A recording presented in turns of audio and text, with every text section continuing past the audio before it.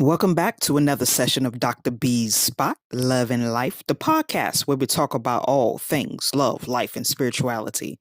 I am your host, your spiritualist, your intuitive healer, Dr. B. We are back in business and back in action. Thank you for joining me once again and listening to my content. It's always appreciated. Now, let's jump to it. Today's topic is called Prosperous. When people hear the word prosperous, they automatically think of financial acquisition and a windfall of assets. However, being prosperous is about more than just money. It's about being aware of who you are and what you bring forth on this earth.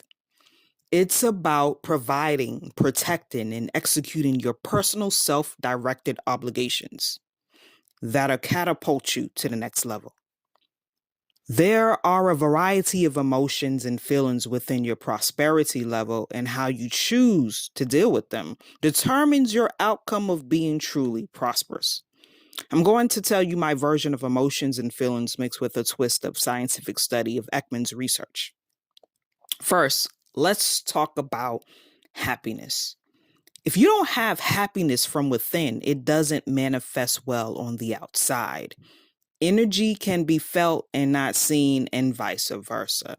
When people enter your energy space, an exuding aura should be able to draw them in and captivate the essence of who you really are, not push them away. Next is assurance. You should know thyself in and out without a shadow of a doubt. Constant and consistent battles of indecisiveness shows weaknesses and imbalances in your character. You will show signs of insecurity, mental anguish, and scattered thoughts that outwardly become words not formulated in a way where you can communicate your feelings and inner thoughts to another. Sadness is a part of the life cycle. Everything cannot be upbeat at all times, bringing you sunshine, roses, and rainbows. It's not possible to go through life unscathed by this emotion.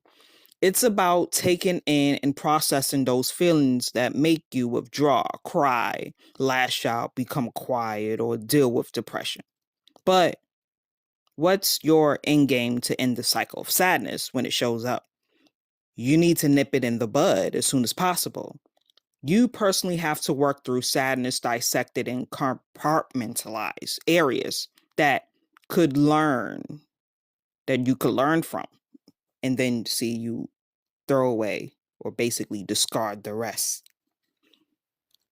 Control is essential for understanding that you cannot control what happens outside of you, but only what happens inside of you. Having knowledge of balance in your behavioral actions can sway situations from going bad. An argument that fuels fire and ignites anger can have negative outcomes that could lead to injury or death, emotionally and or physically. Two parties cannot both be in the same state of mind. One needs to have control to shift the atmosphere by controlling the dynamic from fire to water. The flames have to be extinguished. Another factor is disgust in a situation where resentment is held in the heart of the other. This is where one cannot stand to look at, hear, or be around the other person. It disturbs the ability to navigate clearly because one could have held in true thoughts and feelings without expressing disdain, leading to an explosion. You must understand you do not control another's thoughts, beliefs, or actions, but you can control your own and how you choose to deal with ongoing situations.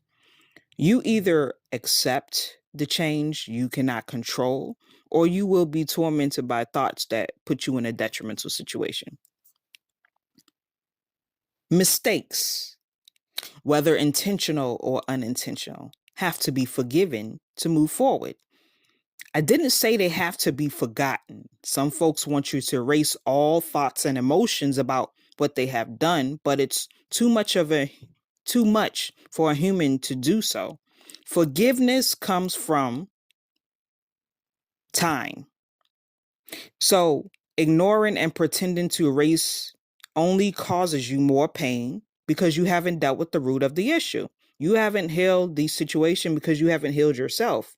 True forgiveness starts with forgiving yourself. Once you do that, anger, sadness, disappointment, and disgust dissipate, allowing you to deal with your or all of internal conflicts maturely.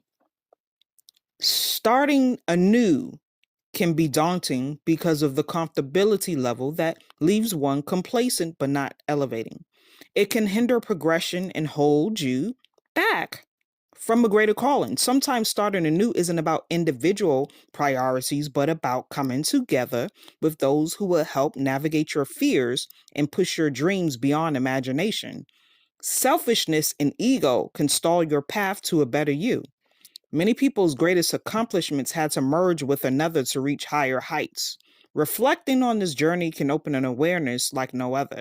And this is what gratitude looks like. Gratitude is accepting changes life brings and appreciating the small things and gestures from those around you.